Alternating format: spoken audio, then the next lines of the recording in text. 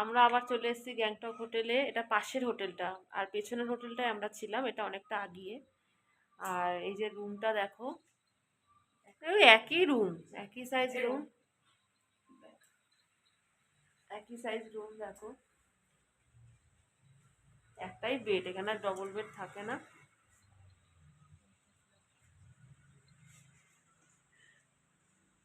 আর বারান্দাটা তোমাদের দেখাচ্ছি, বারান্দাটা কি, ওটা ব্যালকনি, সরু ব্যালকনি, ওটা ব্যালকনিও না, ওটা আর কি দাঁড়াবার মতনও না ওখানে।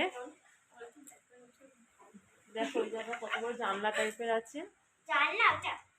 জানলাই এটা, তারপর জানলাটা খুললে তো ব্যালকনি। আমি যাচ্ছি,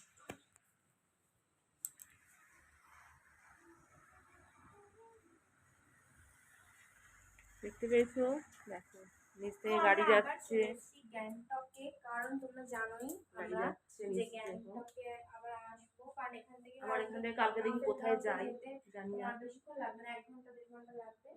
1-2 ঘন্টা লাগবে, হ্যাঁ 1-2 ঘন্টা না 1.5 ঘন্টা। জানি না তো কতক্ষণ এবার লাগবে, ডিস্টেন্সটা যদি কম হয় তাই জন্য আমরা আবার চলেছি বুঝতে পারছি না কি গ্যাংটকে। আর করবো আমাদের জানি না। ফিরেছি 7টার সময়, পুরো রাস্তা অন্ধকার, বৃষ্টি হচ্ছে। আচ্ছা বৃষ্টি হচ্ছে এখানে, প্রচন্ড ঠান্ডা, বৃষ্টি আর কুয়াশা, পুরো এত কুয়াশা চোখে দেখা যাচ্ছে না।